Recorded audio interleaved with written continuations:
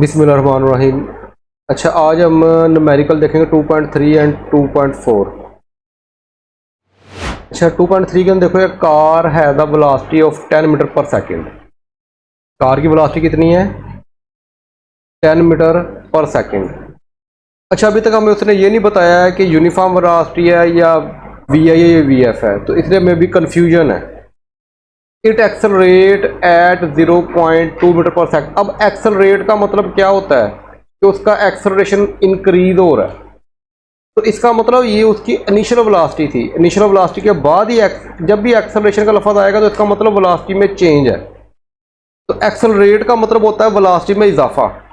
अगर पहले 10 meter per second है तो बाद में उसकी इजाफा होगा, तो इसका मतलब ये जो वेलोसिटी है, ये कन्फ्यूजन हमारी ख़त्म हो रही है। ये वेलोसिटी हमारी कौन सी है? वी आई वेलोसिटी है। यहाँ तक क्लियर होगी बात? इसलिए इन्हीं बातों को आपने जहन में रखना है, तभी ये न्यूमेरिकल ईजी हो जाएंगे आपके लिए। A car has a velocity of 10 meter per second, it accelerates. अच्छा, ये देखो, एक्सेलरेट का मतलब ये उसने एक्सेलरेशन दिया हुआ है। अगर फिर भी समझ ना आए तो ये देखो उसके यूनिट्स। यूनिट्स क्या है उसके? Metre per second square. तो ये हमारा क्या है? एक्सेलरेशन है। तो यूनिट से आप चीज़ पहचान सकते हो कि ये वेलोसिटी है कि एक्सेलरेशन है। For half minute. Half minute का मतलब क्या है? ये क्या दिया हुआ उसने? टाइम दिया हुआ। कितना टाइम है? Half minute. हाफ मिनट का मतलब क्या होता है? 30 सेकेंड। क्लियर होगी बात यहाँ तक? Find the distance travel during this time. इस टाइम के अंदर उसने कितना डिस्टेंस कवर किया, and final velocity of the car. ये दो चीज़ें हमने निकालनी है। अब देखो, स्टार्टिंग में मेरी कन्फ्यूजन थी कि वी आई है कि क्या है। अब इस आखिर फाइनल वेलोसिटी से भी क्लियर हो रहा है कि जो स्टार्ट में दिया हुआ वी आई है, और हमने दो चीज़ें निकालनी है। टाइम भी डिस्टेंस निकालना है। डिस्टेंस, डिस्टेंस क्या है, और दूसरे नंबर पे हमने फाइनल वेलोसिटी निकालनी है। ये हमारा डाटा हो गया। अब हम इसको सोल्व करते हैं। अब इसके लिए हमें सबसे पहले देखो एस निकालना है या वी एफ निकालना है, तो उसके लिए हम इक्वेशन का सहारा लेते हैं। तो इक्वेशन से हमें पता चलेगा हमने कौन सी चीज़ पहले निकालनी है। अब देखो, हाँ, अगर हम दोनों एस और वी एफ को माइंड में रखो। अगर वी एफ देखो, वी एफ के लिए वी आई मौजूद है एक्सेलरेशन, टाइम। तो इसका मतलब आप ये वी एफ पहली इक्वेशन के जरिए इजीली निकाल सकते हो, कोई इशू नहीं बनेगा। अच्छा, एस के लिए देखो। एस के लिए हमारे पास वी आई है,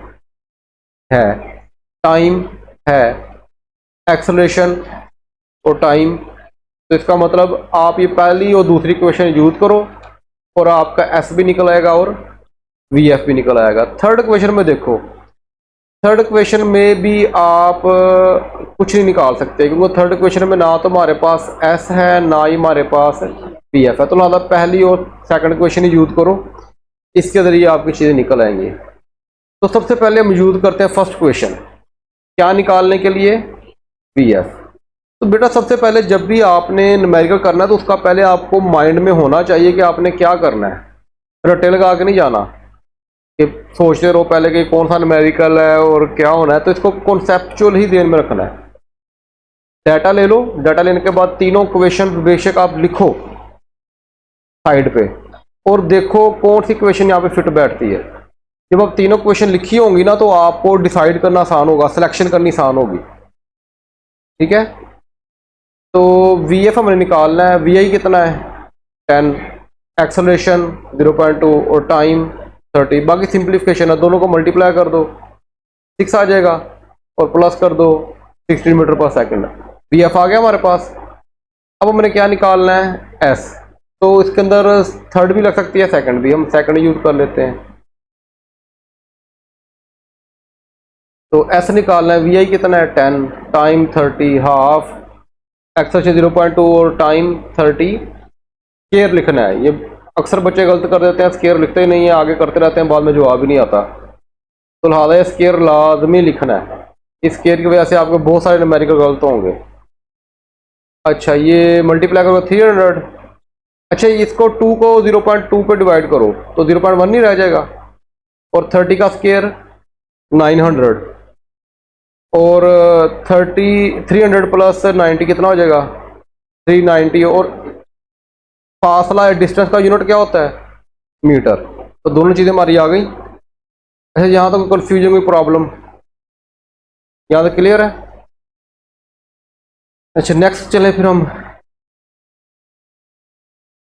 अच्छा, बोर्ड के लिहाज से अहम भी है काफ़ी, लॉन्ग के लिहाज से, ये जितने न्यूमेरिकल सारे अहम हैं, तो लिहाजा आपको कॉन्सेप्ट क्लियर हो तो आपको न्यूमेरिकल इजीली हो जाएंगे। और बोर्ड में लॉन्ग आता है ये। A tennis ball is hit vertically, एक गेंद ली, आपने उसको ऊपर की जानिब हिट किया with the velocity of 30 meter per second. अब जब आपने हिट किया तो वो कौन सी वेलोसिटी है? स्टार्ट वाली है कि एंड वाली है? लेट कर लो आपने गेंद ली और गेंद को आपने ऊपर की जानिब हिट किया, ठीक है, तो इसकी वेलोसिटी जो आप 30 है वो कौन सी है? इनिशियल वेलोसिटी है ना, स्टार्ट किया अभी आपने, उसको हिट कर रहे हो आप ऊपर की जानिब, ठीक है। तो आपने गेंद ली, गेंद लेने के बाद आपने क्या किया? उसको ऊपर की जानिब हिट किया, तो ये 30 क्या है? वी आई है। इट टेक्स 3 सेकेंड, कितना टाइम लेगा वो कहाँ तक जाने के लिए? To reach the highest point, यानी कि ये जो हाईएस्ट पॉइंट आ रहा है जहाँ पे ये जाके रुक रहा है, वहां तक जाने के लिए इसका जो टाइम है वो कितना है? 3 सेकेंड है। अच्छा, पहली बात जो कहता है कैलकुलेट द मैक्सिमम हाइट, जहां तक ये ऊपर तक जाता है स्टार्ट से लेके वहां तक हमने क्या निकालनी है? उसकी हाइट। हाइट का मतलब एस ही होता है, फासला ही है ना, हाइट क्या है असल में? फासला है। तो एस कह लो या हाइट कह लो, कोई डिफरेंस नहीं है। यहां तक क्लियर होगी बात? अच्छा, it takes 3 second to reach the highest point, calculate the maximum height by the ball, how long. अब ये दूसरा पार्ट शुरू हो गया, कहता how long it will be take to return the ground. हमने ये तो निकाला ही निकालना, दूसरे में हमने ये भी निकालना है कि ऊपर से नीचे आने में ये कितना टाइम लेगा, T2 भी निकालना, ठीक है। दो चीज़ें हमने निकालनी है, तो इसको हम दो पोर्शन में हल करेंगे। पहले हम S निकालेंगे, फिर हम T निकालेंगे। तो पहले S निकालने के लिए हम डाटा लिख लेते हैं सारा। गिवन डाटा क्या हमारे पास? VI कितना है? अच्छा, जब ये हाईएस्ट पॉइंट पे जाएगा, हाईएस्ट पॉइंट पे जाके इसकी वेलोसिटी कितनी हो जाएगी, कोई बता सकता है आप में से? 0 हो जाएगी। याद रखना, जब भी आप गेंद फेंकते हो ऊपर, वो ऊपर जाती है मैक्सिमम पॉइंट पे जाने के बाद, रुकने के बाद ही तो वापस आती है। ये बोर्ड में MCQ भी आता है बहुत दफ़ा कि जब एक बॉडी है तो आप फेंकते हो किसी बॉल को ऊपर, तो हाईएस्ट पॉइंट पे जाके उसकी वेलोसिटी कितनी हो जाएगी? तो याद रखना कितनी हो जाती है? 0। अच्छा, टाइम हमारा कितना है? 3 सेकेंड। और हाईएस्ट पॉइंट पे जाके वेलोसिटी कितनी हो जाएगी? 0 हो जाएगी। तो VF हमारी कितनी है?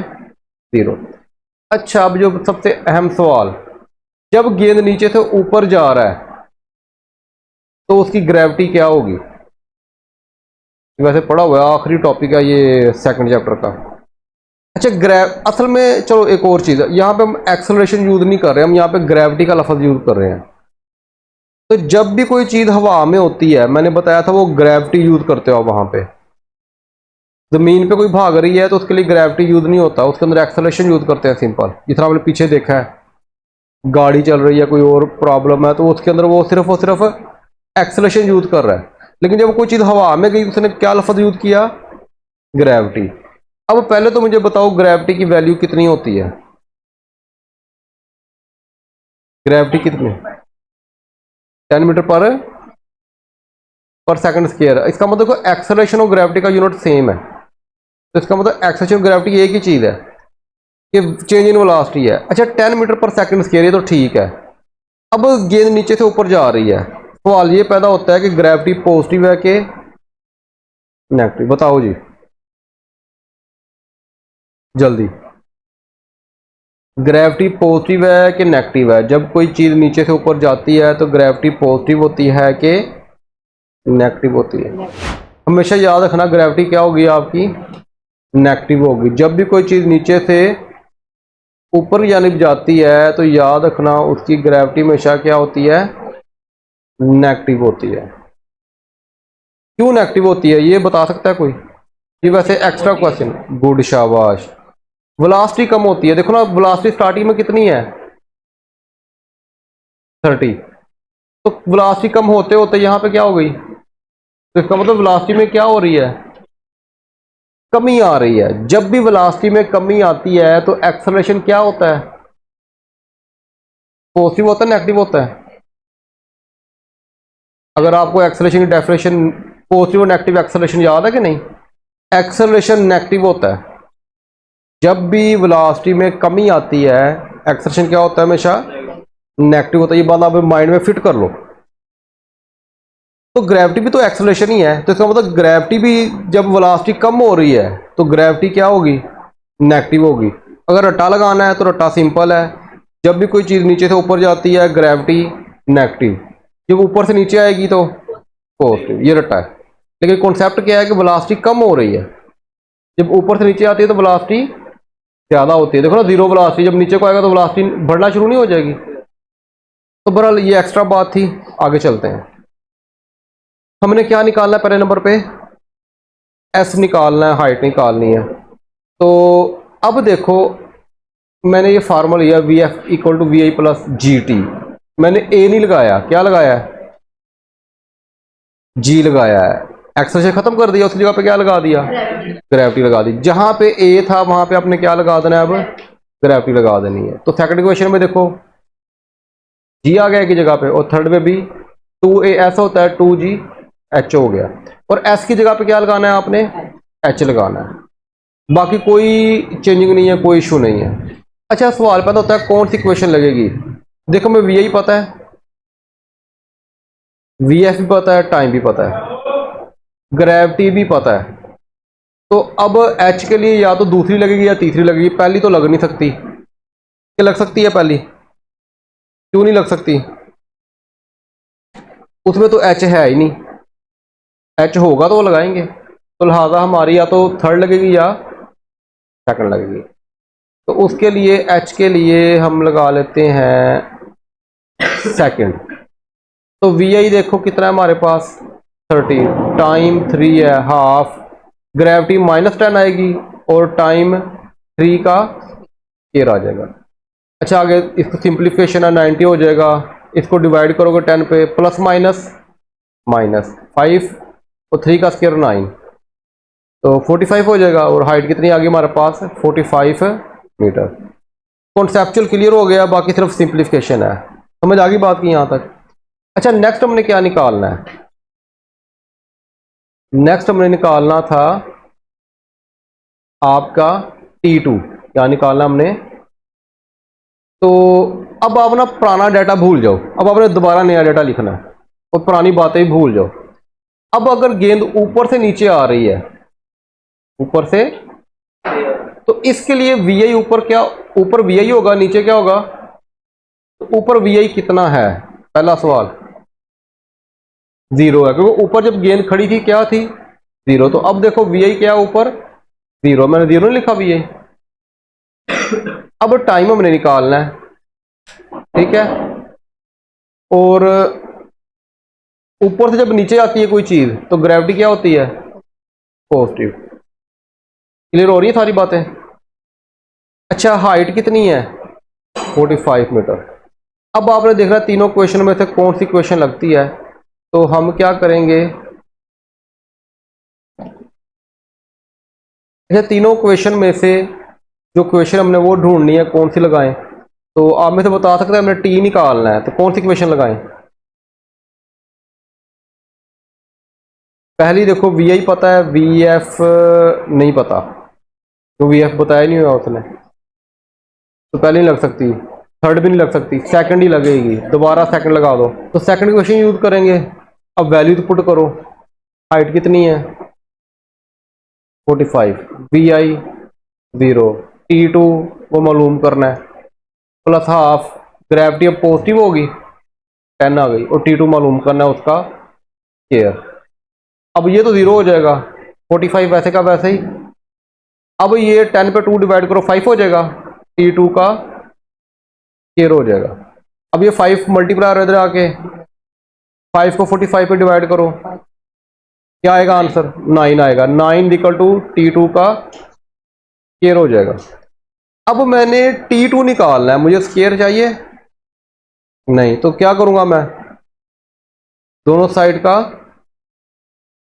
स्क्वायर रूट ले लूंगा, अंडर रूट ले लूंगा, ऐसे ही होगा ना। और 9 क्या होता है, 3 का स्क्वायर, ये स्क्वायर से अंडर रूट कैंसल, तो T2 किसके इक्वल आ जाएगा, 3 सेकंड के इक्वल आ जाएगा। क्लियर होगी बात यहाँ तक। तो इसको अच्छी तरह समझ लो, कोई बात रहेगी तो पूछ लो, और इसको जरा देखो जरा 5 मिनट।